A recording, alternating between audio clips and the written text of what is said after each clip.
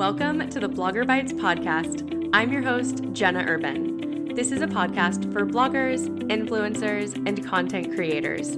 Here, I'll share transparent advice plus emerging tools and platforms to empower you to establish your brand, serve your audience, and monetize your influence. I'm so happy you're here.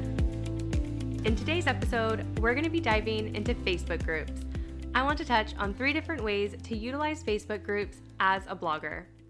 I've always been a big Facebook group fan and user, from staying connected to different organizations I'm part of, to when I first started blogging and finding groups of helpful bloggers, and eventually playing around with them enough to where I'm now admin of my own groups. The 3 main ways bloggers can utilize Facebook groups are share groups to drive traffic for increased page views, roundup groups for backlinks, which are important for SEO as they represent a vote of confidence from one site to another. And lastly, you can create your own group to establish a community of your own superfans. Probably what most people think of when you think of using Facebook groups would be share groups for increased page views to your blog or website. So I'm not talking about dropping a link in a group full of fellow bloggers, but really taking the time to identify groups that fit your specific niche. For example, I'm a dairy-free and egg-free food blogger with several vegan, gluten-free, and allergy-friendly recipes. So I'm going to go into Facebook and search those keywords and key phrases to find groups within those topics. I find that this strategy works best, and here's a few things to note about that. You're going to want to make sure that the page admin allows bloggers to share links. Not all do, so it's just something to be mindful of. Along with your link, I highly suggest that you include an image or a collage. Even if you have the image, like your pin image, you can totally just use that image as well. Basically, you're just wanting your post to really pop out when a user is scrolling. This can also be done by experimenting with different formatting tools or emojis. I personally love using emojis. For example, if I'm sharing a taco recipe with avocado, I'll use the avocado or taco emoji. Or maybe I'm doing roasted sweet potatoes, I'll throw in that sweet potato emoji. You can also use the tongue emoji if you're a food blogger. Get creative. Maybe you're going to always have the same type of emojis, something like that. Basically, we just want to stand out and pop out. I also tend to prefer private Facebook groups. To me, they just have more of a community and support feel, and it just feels less spammy. But really, this can vary case by case. And while I do prefer niche specific groups like slow cooker, air fryer, etc., some larger, more broad groups will work too. But you've got to experiment and find out what works for you and your content. Another fabulous way to utilize Facebook groups as a blogger is by gaining backlinks. Like I mentioned before, backlinks are important for SEO as they essentially represent a vote of confidence from one site to another. So there are a handful of roundup groups out there as well where a fellow blogger or a media rep will request a certain type of post to feature. And this isn't just for food bloggers. This can really range from, if you are in the food niche, holiday recipes, or if you're a DIY blogger, it could mean crafts or lifestyle, travel guides. You kind of get the picture here. And from my experience, it's typically other bloggers wanting to include bloggers in a roundup post of their own or include them in a relevant blog post, but there's also digital magazine opportunities that are great for getting featured on. The final way you can utilize Facebook groups is by creating your own. And this will be to establish and grow your own community.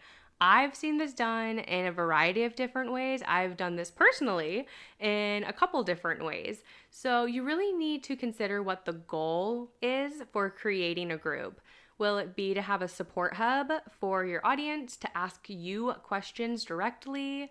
Will it be a place where you drop blog posts in an effort to drive increased traffic? or something else entirely. It's okay not to have all of the answers before you get started, but it is something you should really keep in mind so you're able to measure success and if running a group is worth it or not for you. For me, my recipe related Facebook group is a mix of a support group where my audience has a direct line of communication to me. It feels a bit more personal than my email list since you can see that it's my personal Facebook account connected, posting, and responding to you. However, I also use my group to crowdsource pain points within my niche and community. Since I cater to an allergy-friendly audience, common questions often revolve around recipe requests, ingredient substitution help, and product recommendations. This helps me have a pulse on the community and also guides new posts and recipes to publish. Of course, I also use the group to share recipes and share my favorite products in hopes of driving traffic to my blog, but also sales via affiliate links. But the heart of it really is to be a trusted resource to my community in a group that's easy to access.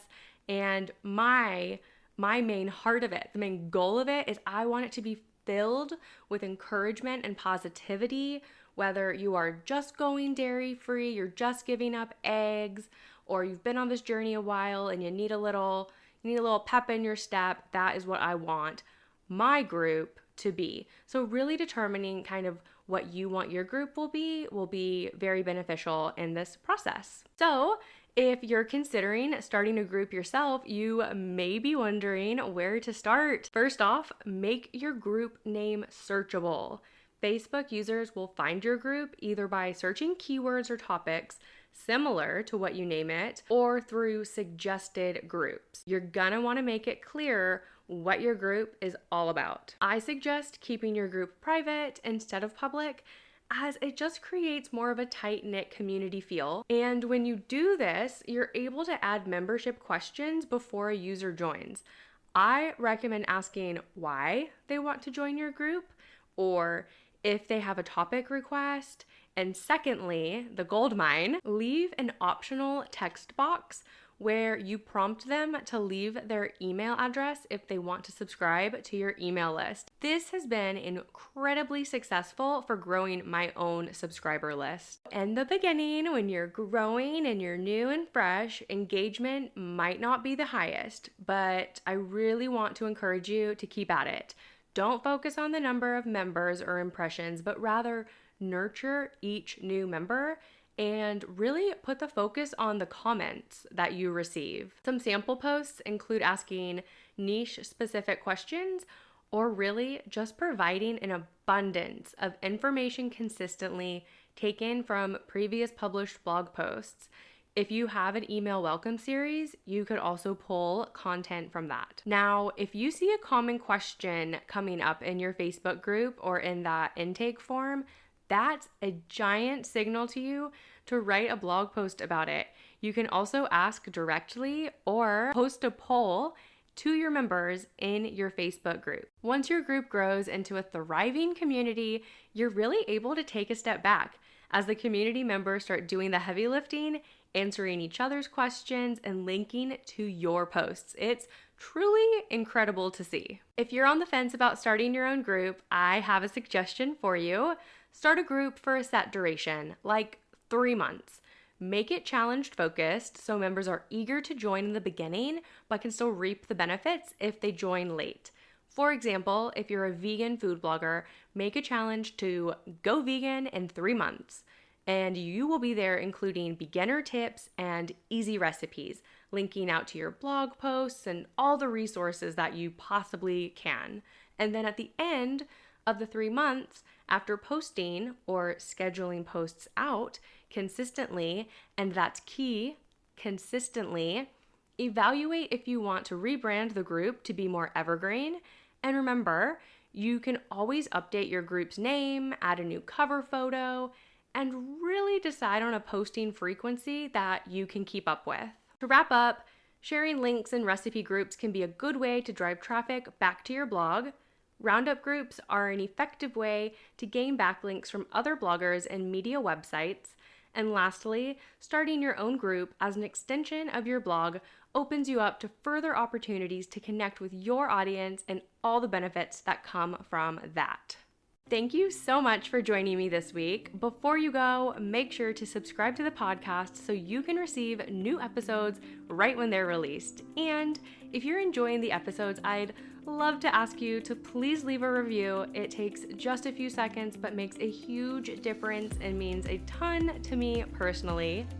Thank you again so much for joining me, Jenna Urben, in this episode of Bloggerbytes. Next episode, we're diving into Facebook Reels. I'll see you then.